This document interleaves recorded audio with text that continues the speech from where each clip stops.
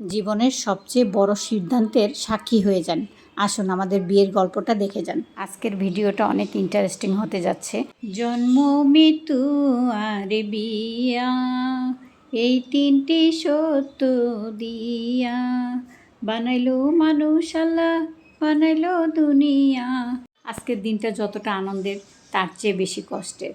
আজকে আমার ছোট্ট মেয়েটা কারো ঘরের বউ হতে যাচ্ছে। টুকটুকে লাল শাড়ি কলসিকাকে নিয়ে দাঁড়িয়ে আছে পরীর মতো মেয়েটা। এটা আমাদের নাতনি। কনেকে তো দেখতেই পাচ্ছেন। তো মেয়েকে নিয়ে আমরা স্টেজে চলে এসেছি। এখানে দুধ, পানি আর ফুল দিয়ে একসাথে মিশিয়ে রাখা হয়েছে মেয়েকে গোসল দেওয়ার জন্য। হলুদের পুরো ডেকোরেশনটা করেছে মেয়ের বড় বোনের জামাই, ছোট ভাই, আর সেই সাথে আমাদের একজন রসিক বিয়াই ছিল। বিয়েবাড়িতে দু একজন রসিক মানুষ থাকলে বিয়েবাড়ির আনন্দ দ্বিগুণ হয়ে যায়। আর হচ্ছে গ্রামের বাড়ি, বিদ্যুতের অনেক সমস্যা ছিল।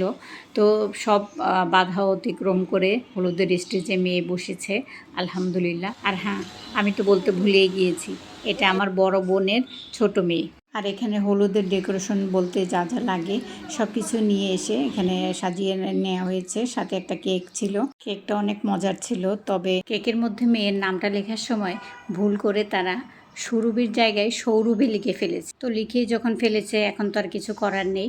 তো যাই হোক, এখানে হলুদের ডেকোরেশনে যা যা লাগে সব কিছু রেডি করে তারপর মেয়েকে হলুদ দিয়ে আমরা রাতে অনেক আনন্দ উল্লাস করলাম। হলুদে আমরা সবাই অনেক আনন্দ করেছি। আর পুরো ভিডিওটা তো শেয়ার করা সম্ভব না। এটা হচ্ছে পরের দিনের ভিডিও। বৌভাতের অনুষ্ঠানটা কমিউনিটি সেন্টার করা হয়েছে।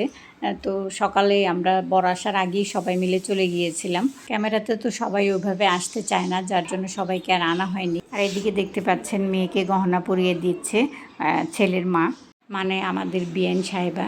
তো এইখানে বর যেহেতু ঢাকা থেকে আসবে, তো বরের আসতে একটু লেট হবে, তো বরের জন্য আয়োজন করা হয়েছে। বর আসার পর বরকে রিসিভ করার জন্য আপা দুলাভাই দুজনে গিয়েছে, তো বরকে নিয়ে এসেছে। আর এখানে মেয়েকে কবুল পড়ানো হচ্ছে।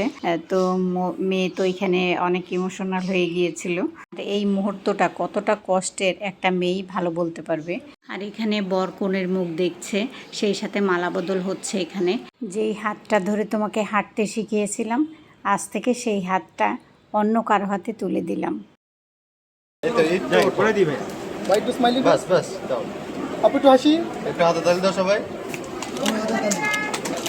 বিয়ের মূল আনুষ্ঠানিকতা শেষ করে বর মেয়েকে নিয়ে এখন স্টেজে উঠেছে। বিয়ের এই দিনটাকে স্মরণীয় করে রাখার জন্য ফটো ফ্রেমে সিগনেচার করে দুজন রেখে দিবে। এই বিষয়টা আমার কাছে ভীষণ ভালো লেগেছে। আপনাদের কাছে কেমন লেগেছে বলেন তো? যে হাতটা ধরে হাঁটতে শিখিয়েছিলাম, সেই হাতটা আজকে অন্য কারো হাতে তুলে দিলাম। হাসি মুখে তো তোকে বিদায় দিচ্ছি মা, কিন্তু বুকের ভিতরটা ভেঙে যাচ্ছে কষ্টে। জন্মের পর থেকে একটা মেয়েকে আদর যত্নে বড় করে লেখাপড়া শিখিয়ে বিয়ে দিয়ে যখন অন্যের ঘরে পাঠাতে হয়, আর সেই কষ্টটা যে কতটা কষ্টের সেটা একমাত্র বাবা মা ছাড়া কেউ বুঝতে পারে না। বর এবং কনের জন্য সবাই দোয়া করবেন। আজকের মতো এখানে বিদায় নিচ্ছি। আল্লাহ হাফেজ।